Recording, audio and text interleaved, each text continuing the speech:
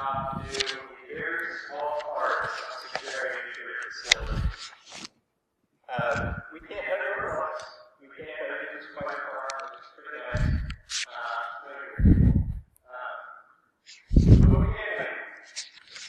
We are Nexus, and we are an engineering firm that studies safety and security services. We do a lot of stuff like communication, risk analysis, but we also believe that if it isn't secure, it isn't safe. So we're not understand what that security is through. This is Chris Raiter. He is our system guy and connoisseur of function. And my name is Karen Smith. I'm a specialist in plumbing and electronics and a social engineering hobbyist.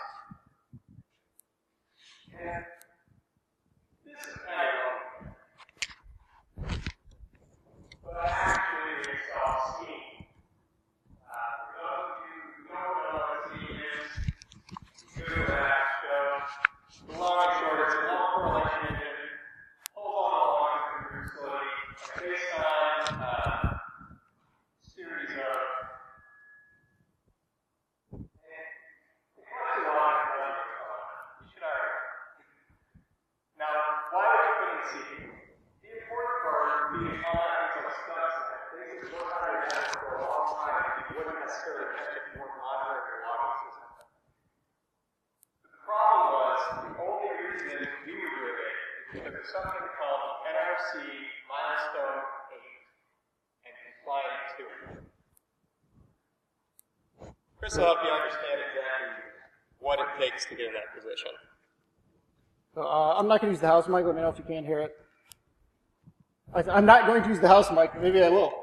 Seems like a good idea. This is, do the transition here. There we go. So milestone 8. What we get in milestone 8 is a lot of regulations. NRC,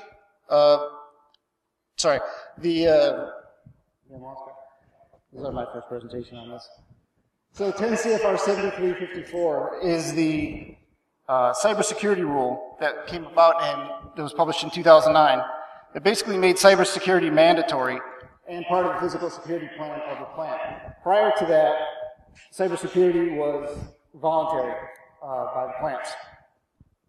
So the NRC came out with Regulatory Guides 5.71 and NEI 809, which gave guidance to the plants to help them come up with a cybersecurity plan of their own.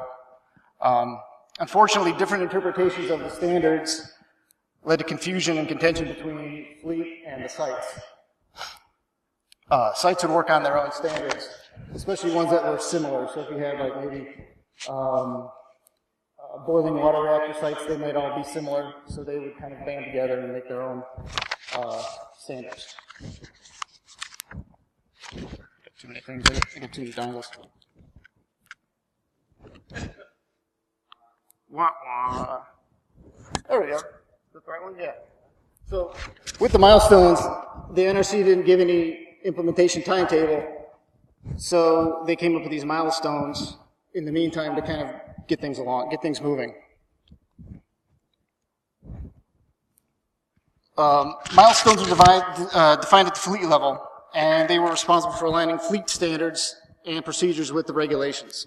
So some of the key milestones that were implemented in, they should be implemented by end of 2012, with inspection starting in 2013. So I'm just going to go through a couple of the more important ones and more well-known. So milestone 1 is the establishment of a cybersecurity assessment team, CSAT. Those are defined at the fleet level and responsible for aligning the fleet standards with the regulations, as I mentioned. Milestone number 2, identification of critical systems and critical digital assets, or CDAs. You're going to hear CDAs a lot in this presentation, and I'll go over a little bit of what those are a little bit later. Number 3, installation of protective devices between lower and higher security levels in security defensive architecture. Basically, that's a long way to say data diode. So, does anyone here not know what a data diode is? Is anyone familiar with the data diode? Those are kind of important. Anybody? Oh, you're not. So, a data diode is actually a physical security device, or a security device kind of like a firewall, but it has a photocell emitter and collector. so the data only traverses one path of the fiber and cannot go backwards. So it's just a one-way, a unidirectional gateway. And number 4, portable media and mobile device protections, PMMD for short. That's things like USBs, USB sticks, CD-ROMs, laptops, anything that contains data and can be moved around. I'll get to that in also another future slide, but that number 4 is kind of the Stuxnet piece. Milestone 8 is putting all this together into a comprehensive cybersecurity plan that is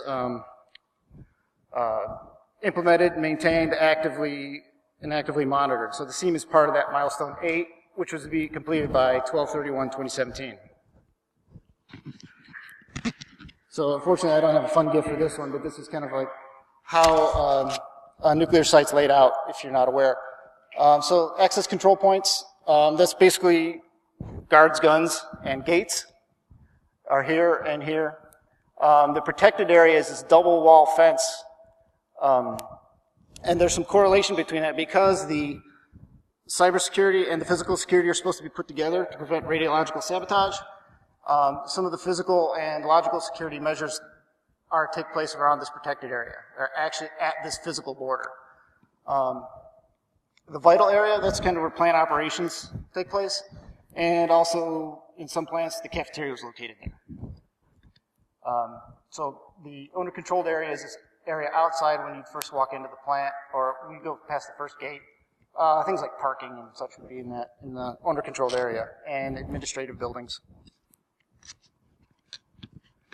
So as you can see, the Simpsons writers actually did a pretty good job of determining, laying out the sites. Oops, wrong button. There we go. As you can see, they got the double wall. Hey, that was pretty cool. They did a good job of that. The vital areas would be back here. These are the reactors and the turbine. The one thing they did not do well is the parking. Parking would generally not be inside the protected area. Most places we went, there were no cars allowed in the PA. I gotta flip my notes here. Sorry about that. Too much stuff. All right. So this is the security defensive architecture. The NRC defense in depth about the security levels. So security level 4 is the most secure safety and security CDAs. The plants we were at, these were both grouped in security level 4.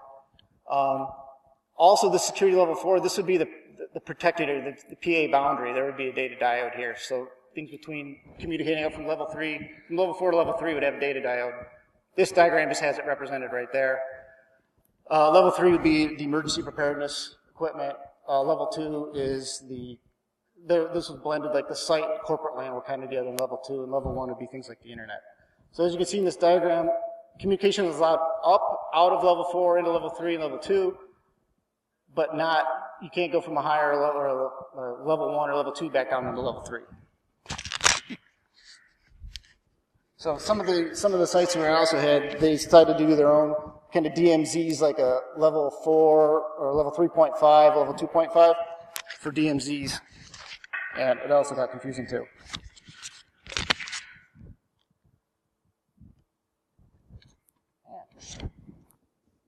Some serious AV problems. There we go. All right. Another network model. This is the Purdue reference model for ICS architecture for internet control systems. The reason I bring this in here is because, as you can see, level 0 is the most secure. So from an ICS system, level 0 is the most secure, and you go up to level 4 is the least secure. So up to your corporate LAN would be up here. So as you can see, there's like a lot of confusion that can go depending on what level you're talking about. And the last network model I'm going to bring up is the OSI model, which everybody here should be intimately familiar with.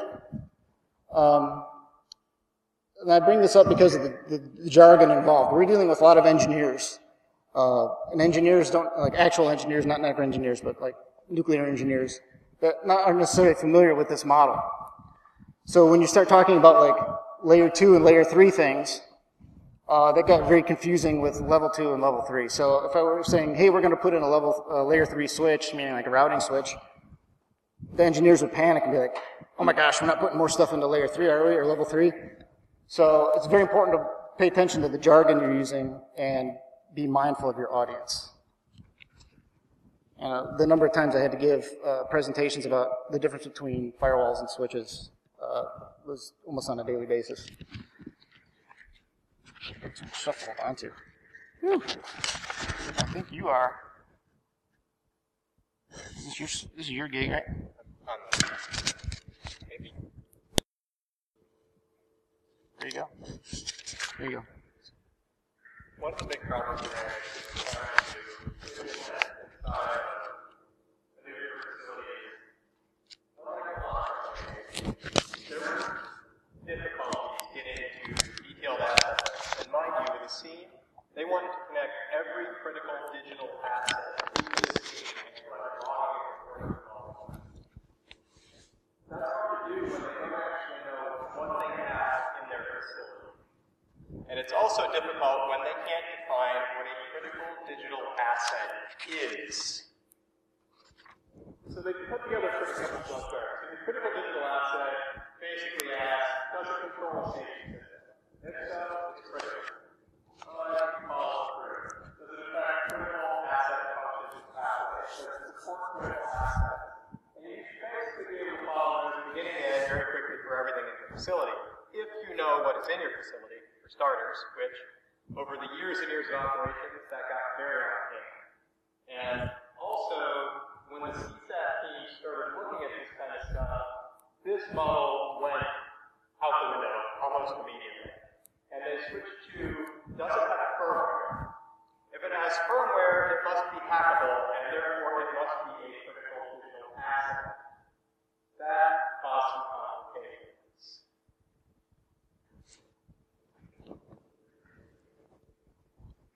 So that brought up NEI 1310.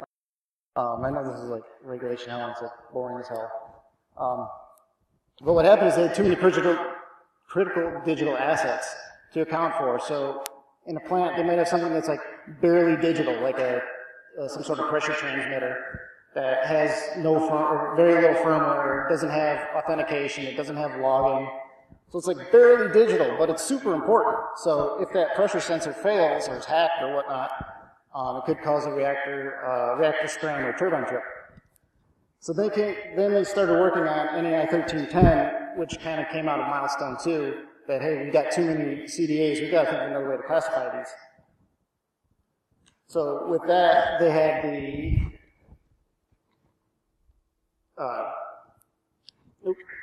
I'm on the next page. Jeez, this is horrible. Sorry about that. This is an actual picture from one of the plants that we worked at. Somebody had drawn on the wall, on one of the whiteboards. So NEI 1310 was actually finally, or Rev 5 was released in February 2017, which is only about a year ago. But as you remember, the deadline for getting all this implemented was 12/31/2017. So in terms of Nuke, this is like the absolute last minute. So they get this standard in. Now the Fleet CSAT team has to take this new standard, write procedures, filter that down to the plant level, where they have to look at it. They have to write procedures for their plant. So what you end up having is assessments and things that are done in the interim that are no longer valid because a new procedure has been released. So that's kind of what this shows, is the Fleet procedure bus right there. Just saying, hey, we got some new standards. And like, oh, hey, I got a bunch of CSAT packages that are already done. Oh, no, you don't. We got to redo them. And the deadline's coming out. So that led to a lot of different scrambles. And trying to validate the asset lists. So in regards to trying to validate the asset lists that we got from the clients, we've come up with option 1B. The client asked us to come up with 3 different options to help them validate the asset list. And I think it was really a project manager's trick to kind of get their team kicked into gear to get this thing validated so we could start working on the scene project. So we came up with 3 ways to validate their asset list. One is use passive network scanning. By doing that, we can filter, we can see what traffic was talking to what and what's on their network. That's obviously a very low risk approach. The second option was a combination of active and passive network scanning. It's a bit more risky because you're talking about ICS equipment that can be disrupted by doing an Nmap scan or anything like that. And the last one was active and passive scanning with manual disconnect. We like to refer to this as option 1B. Is essentially, let's unplug stuff and see who complains. And keep in mind, this is a reactor, a operational nuclear plant. So this is actual text from the email that we sent out. So it was actually proposed, passive and active network scanning and manual disconnect, and we said it was a very high risk. Thankfully, that never happened.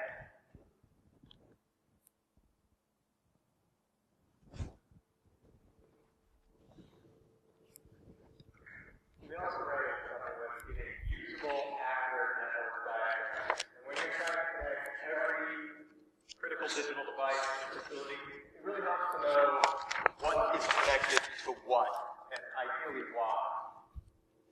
So on the left, you can see what's a typical video diagram. And on the right, you see a pretty typical electrical engineering diagram. And this is me trying to look at their typical engineering diagram. It was not that the electrical engineering diagram is difficult to work with. If any of you are electrical engineers, I apologize if I'm sounding that way. But when you look at the video diagram, it's simple. You can tell what's going where, what's connected to what, and why. Obviously, to keep it out of safeguards information, we would redact things like IP addresses when we built these for working regions.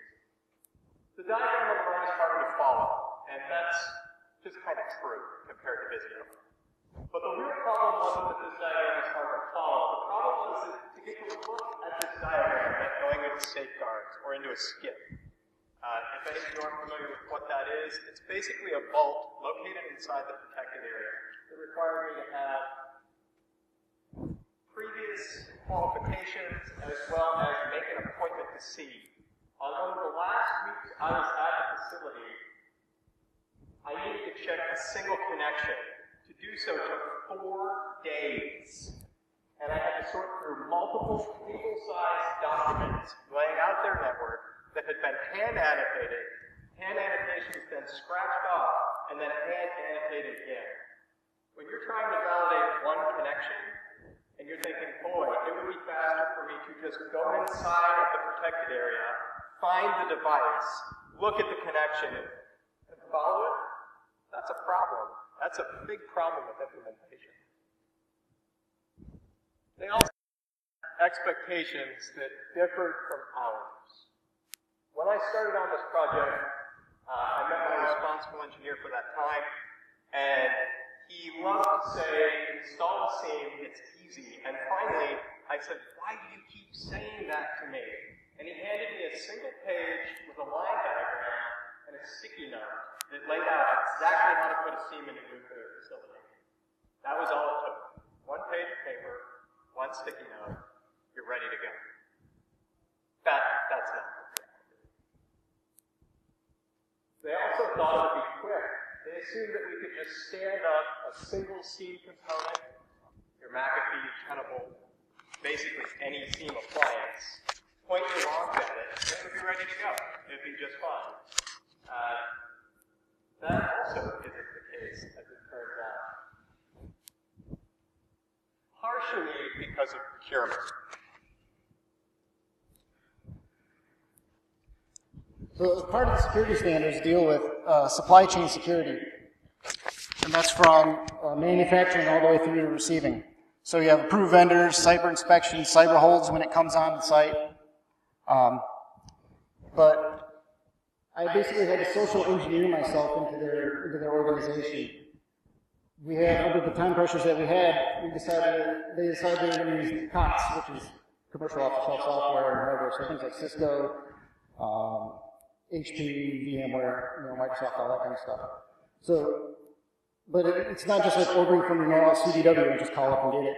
You have to go for the approved vendors that have the cybersecurity chain of custody built in with security tape and approved manufacturers.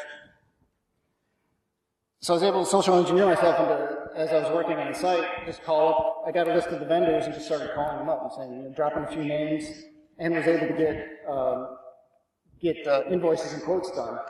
and then pass that off to the procurement. Actually got a lot easier once I got a email address for the client. Then it was pretty easy once I had that. So once the equipment arrives on site, it goes into what's a cyber hold to make sure, and their cybersecurity team has to evaluate everything. They scan it, quote unquote, to make sure that it doesn't have any bad firmware, bad malware. But they had problems with, bare hardware, you can't really scan it, or Cisco device can't really scan it. There's no it's not like a Windows system where you just pop in a boot disk and scan it. Typically when vendors bring things in a system, all this stuff is validated off-site, they bring it in, scan it, and then it goes into the plant. Even Jeremy had to fly down to pick up a thin client from one of the plants because they'd already had it on site, it had been scanned, and we needed to use it in our lab. So instead of sending it UPS or FedEx, we actually flew down and picked it up.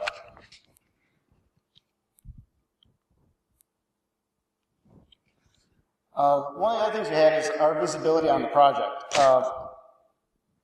The SEAM project that I was on was spread across 3 engineering changes, and that's what's the packages that are put together in order to do any sort of changes inside the plant.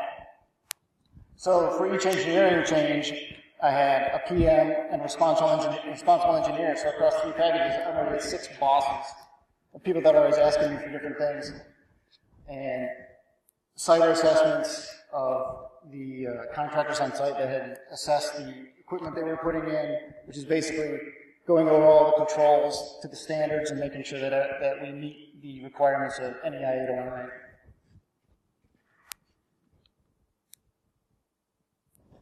So the other expectations we had is their idea of cyber threats.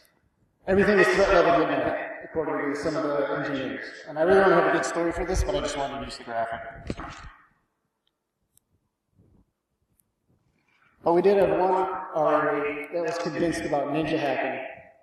And he kept bringing up the point of updating firmware. If we would be able to, the team would be able to monitor firmware changes on some of the devices. One of which would be, there's a lot of serial devices that are out in the field. So these are like hand geometry units or card badge readers that are connected by serial through the PA and into the security computer. So he wanted to know if those could be hacked, and if they could be hacked, would we be able to pick that up? And he said, well, is this before or after we get shot? Because they're at locked boxes inside the PA that are alarmed, that have cameras on them, and lots of guys with AR-15s.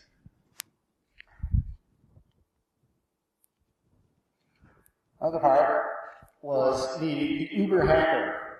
So these internal systems have never been connected to anything before. They're all secure, isolated air-gapped networks. But now we have to start connecting them together in order to get the logging data. But they're still not connected to the internet. We still have a data dial between several levels on these systems to go out. So there's certain protocols that are allowed out, like syslog or FTP or OSI-PI, things like that. So there's very limited protocols that can go through these data dials. So that's only one of the ways, it's kind of like the Stuxnet air-gap thing, is about the only way this is going to happen. Or really trusted insiders.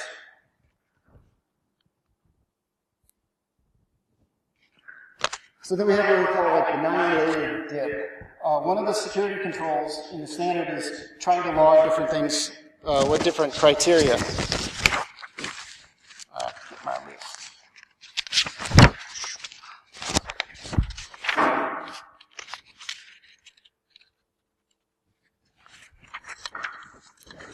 I guess I did. So the 9-layer dip, or all your logs belong to us. So the 9 criteria that they were trying to capture off all these CDAs, all connection requests, successful or unsuccessful, all user logins, system configuration changes, firmware changes, system software changes, and firmware changes. And one of the things that's important to note is all user logins, it doesn't differentiate between human and machine. So if you have like a Windows server or a database server with service accounts, this can be like several thousand a day. So the other four are audit setting changes, access or use of privileged commands, executables or files or modifications to security functions on the CDA. So in the lab, we tested this out. They wanted, basically, Fleet said, we want everything you got. Give us everything. Set your informational logs, or set your syslog to informational, and give us everything. So what we found out in our testing is that we were getting thousands of logs a day, and we even ended up getting about 6 million in a day off of one Cisco firewall. So even before tuning, you get this ridiculous amount of data. And I think it was, in Cody's presentation earlier about the signal to noise ratio. Basically what they wanted, they said, give us everything, but to actually find anything of value is pretty low.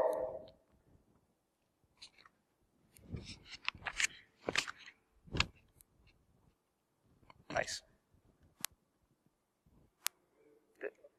It is. There we go. Ha! So at the end of their expectations, we have some of our expectations. So when I came to work for Connexus, I'd done IT work for Connexus for several years beforehand. And the boss was like, hey, we got this job for you. If you want to take it on, it's a nuclear facility. We're going to be installing a scene. And we need you to install and configure one firewall. I was like, one firewall? No problem, man. I've done ASAs like 1 million times. So I can do that. And it turns out this was about an 18-month engagement. Another thing that we had expected was a good lab environment. Now, one good thing about the nuclear plants is that they have their production environment, obviously, but that is like absolutely hands-off. So they have a really good representation of a lab, of their production equipment in a lab, if it's maintained. So in this instance, we did not have, the lab had been kind of neglected because, of course, the staff on site is overworked doing production stuff that they don't have time to maintain the lab. So I ended up having to go in there and essentially help them rebuild the lab. I was like the IT guy for the lab. It was actually a really good experience to get in there and do all the stuff hands-on, but it set the project back probably about 2 months.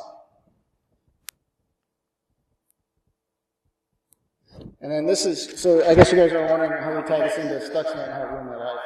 This is the device that ruined my life for pretty much 6 months. From February through June of last year, I was on site implementing the scene and rebuilding the lab and everything. But this is the PMMD scanning kiosk. The reason why this is in place is obviously for things like Stuxnet, bad USB, and other threats. But every time you have to use a USB device, it has to be scanned. So the scanning part is you take a USB, set my paper down so I can talk with my hands. You have to get a USB for every security layer. So remember that defense in-depth picture about the layer 4, layer 3, layer 2, and layer 1? There's color-coded USBs for each security layer. So if I want to get like Cisco firmware updates or Cisco IDS signatures, I have to get on a business laptop, take a USB 2, take a level 2 USB, download it, hash it, document that. There's probably about a 7-page documentation for each USB device. Document it, time that I used it, what I downloaded it on. Then I go get a layer 4 or level 4 USB, walk over to the kiosk, plug it in, plug in the layer 2, the layer 4, hit scan and transfer, and it scans it, and then it transfers it, and I have to keep track of that. But it takes forever because there's only 2 of these on site. So if I'm in the protected area and if I have to transfer something to a production device, I have to scan it, walk all the way back to the kiosk, do the transfer, then walk all the way back. So it's probably about a half an hour each time I had to do that. But multiply that times however many different times, and the regulations or the procedure also says that you can't just take it from one device and plug it into another device. So if I have, say I have like 4 firewalls, and I download the signatures, I have to, if I plug it into one firewall, and then I download the signatures, I can't plug it into another firewall until I go scan it again. So as you can see, that kind of adds up, and then the paperwork trail is insane. So the amount of time, and I understand why they have to do it, but it adds such an administrative burden onto the process. And even if you're trying to scan things like Linux, any sort of Linux OVAs or even signatures from the IDS, those would always cause the kiosk to alert. And it's like, plays a sound, and so the big red screen is like, potential threat. So if you have a potential threat, you have to call security, for the physical security, because the plans are put together.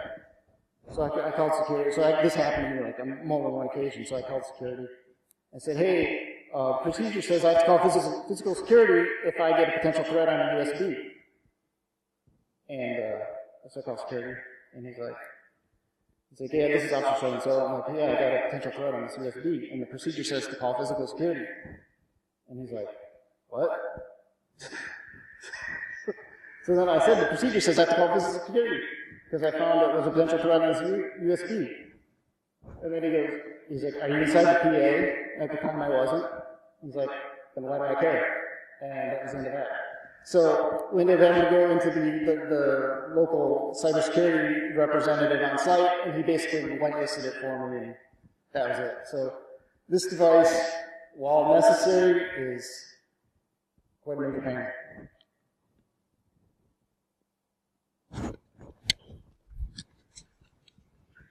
We also expected participation from our client. Understand that in order to do this job, we could not touch any equipment. Once something is seen to go into a facility, in order to manipulate it, you have to have hands-on qualifications. That means that specific people have been qualified to touch plant equipment.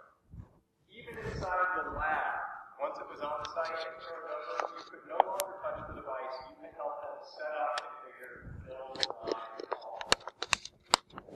This shouldn't be a problem.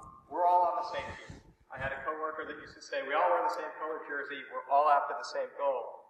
Unless your responsible engineer picks a fight with the data processing group that has all the people with the hands-on qualifications. That happened to me. When I started the project, no one in DPS would talk to me, because I was working under a responsible engineer who had basically picked an internal political fight. And I had no idea. And it wasn't until the last 5 weeks, I'd say, of the project, when we actually were down to it, that they met me and they said, oh, he's not the responsible engineer. And then that responsible engineer left. So our team completely shifted. And I will say that a lot of what we're talking about today sounds like people are getting in the way, and processes and policies are getting in the way. I do want to say, in case any of them ever watched the video on YouTube, we did work with some really great people at these facilities. And our team was comprised of people who were very strong. So, while we did run into some serious issues with getting people to work with us, once we got there, we did actually manage to make our deadline and complete our project. And that's why one of the big takeaways that I got from this is asking, are the right people in the room?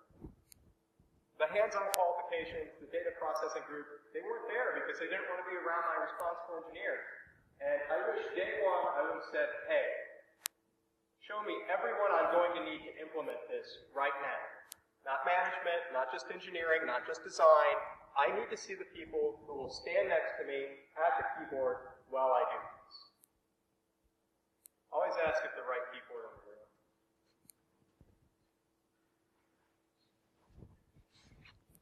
Oh, mine. All right, so what did we really learn? Set expectations early. This is going to be true of any project that you get on. Set your expectations early, kind of lay out. We tried to do that.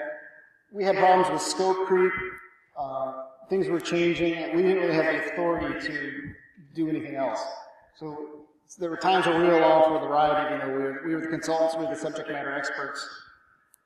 But we had problems with timetables, how much time you're expected to be on site, which is part of the reason I got my first class a lot, is because for 6 months I was going back and forth between Columbus and another state on a plane.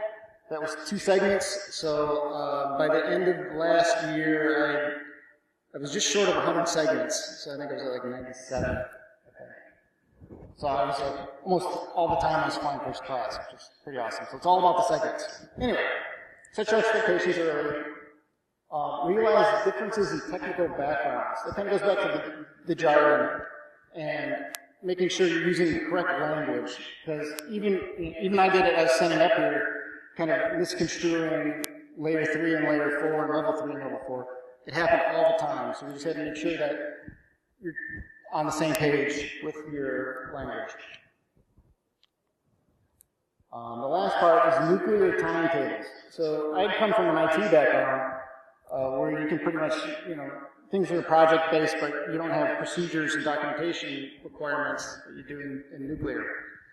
So whenever you're trying to figure out how long something's actually going to take in the nuclear space, because of the procedures, the processes, and things in place, is basically think of some normal task like installing a firewall.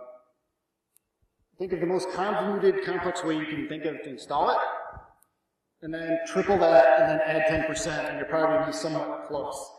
So nuclear timetables are not the same. They're even worse than government timetables. So with that, I think we are done a little early. Yes, and we actually lived up to the work presentation. I'm sure you did. Probably close. So if anyone has any questions, we'll be glad to take those. Anybody have any Crickets. questions? Okay. So I'm curious about the USB and the DNM. Yeah. So what was the process there? What was the idea? You wanted to only use a device that had been either procured or manufactured by a trusted manufacturer? I was like, actually, yes. So they ordered special USB like flash drives that came with firmware that was non-writable. So you have non-writable firmware, so you couldn't be not subject to bad USB attacks. So they were specially procured and they were specially labeled and then monitored, and those are the ones we were allowed to use in any sort of plant equipment. So that's why we had to take it through and do all the scanning, because the virus signatures on those kiosks got updated at least every 2 weeks, which is, those systems aren't even connected to the internet, the kiosks. So somebody had to go around and manually update those, and that's how everything is, all that stuff is kind of manual because it's disconnected. So it was a two-pronged process. You were scanning the content as it traversed through a trusted device. Yes, everything was trusted from the get-go. And they wanted to validate every hardware we were using to the software we were putting on it.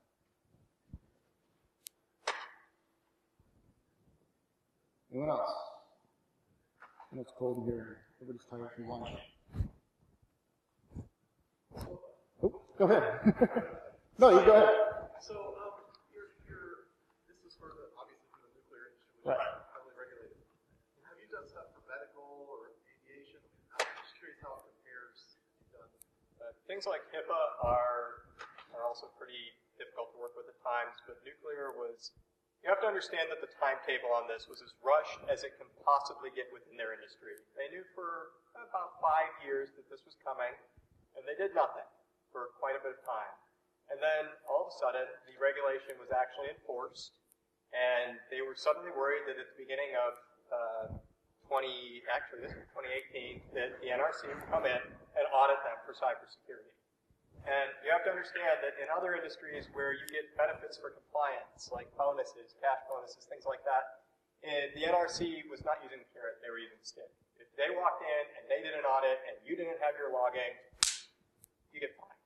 And these fines can be monthly fines. They can be huge fines. So all of a sudden they went from knowing something might be coming and this looming definite presence of cybersecurity to we have to have this done right now.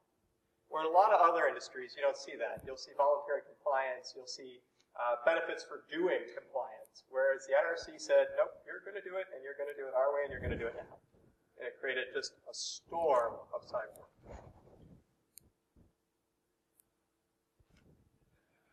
So you hear a lot of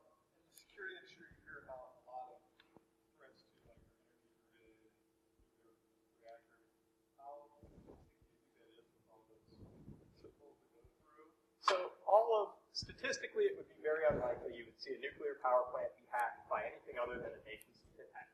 I mean, you need an attacker with resources that are almost unlimited and vast amounts of time.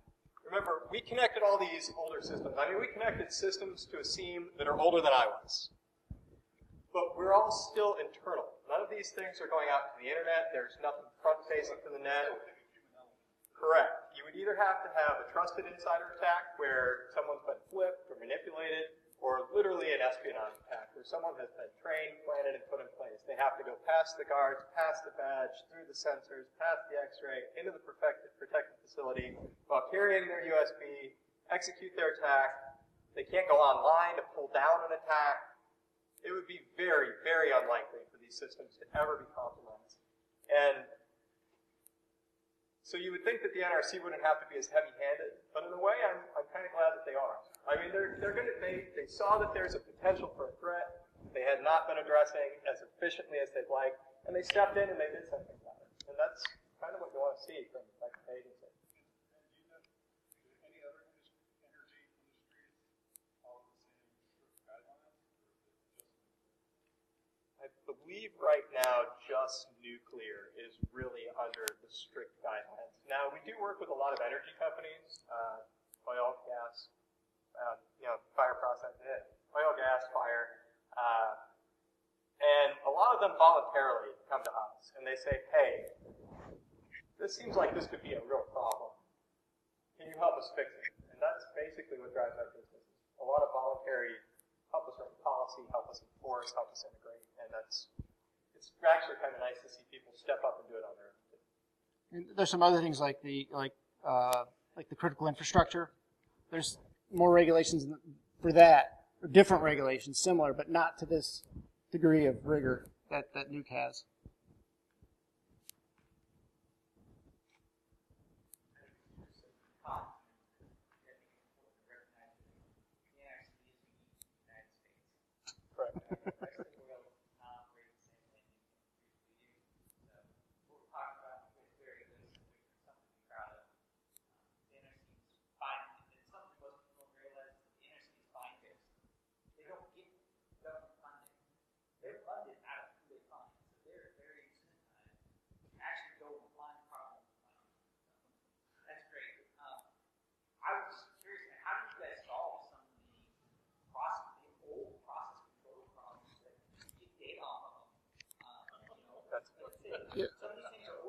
Yeah, there's a big caveat that the NRC put in, or at least that the fleet that we worked on did. They had a statement called "where capable." So it's like, if the device is capable of providing these measures, these controls, then we can go forward. And it may be some of that's kind of a 9-layer dip. Is it going to do some of those controls? Sometimes it's compensating countermeasures, like it's physical. Or sometimes it's like manual logging, or turning something off.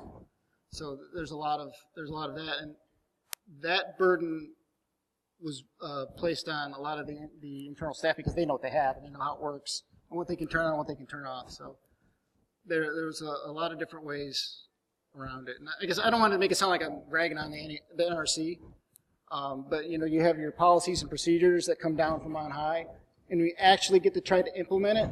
How that plays out is completely different. And I actually spoke to the client yesterday on an unrelated topic, and I just asked her, I was like, "Hey, what are you guys doing now? Have you guys done this updating?" She's like, "Actually, yeah, we've got on the they have a program where the antivirus signatures have to be updated every 92 days. Passwords have to be cycled out, and they actually have procedures in place that is actually working pretty smooth." And the fleet has done some give and take about being able to actually use some of these systems, because before they were completely isolated. If you wanted to go look at the SEAM dashboard, you would have to go into the protected area, get a PMMD laptop out that's whitelisted, and actually look at it. And now they've made some concessions where they can actually view the dashboards from their business desktops, which actually it takes it from just checking the NRC's box to actually making a system that's usable.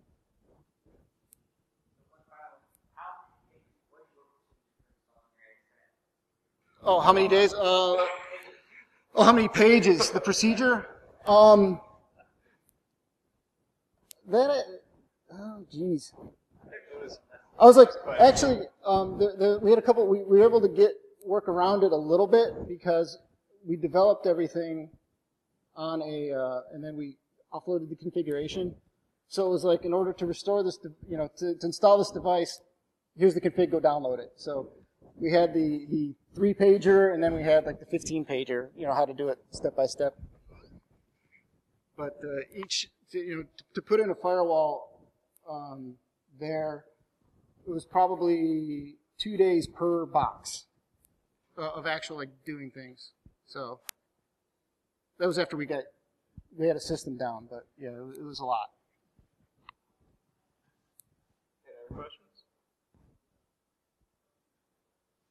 How much of the scene was actually able to talk to some of that legacy ICS? Were you able to get firmware upgrade data and things like that from actual from the system? I'd say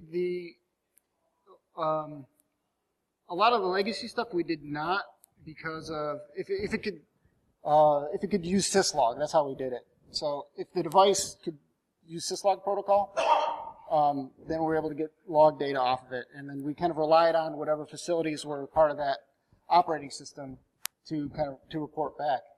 There are also some instances where we used the Cisco, the firewall as a SourceFire as an IDS node. So in instances where we didn't have ability to get any traffic or get logging data, we would just passively sniff it for anomalies.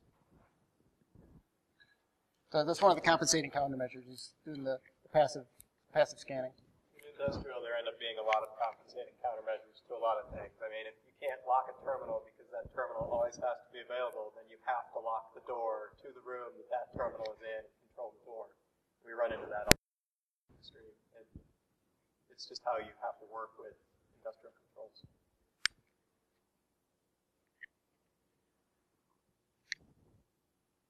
Well, thanks everyone. Yep, for thank coming you. out. We appreciate you stopping by to give us some talk.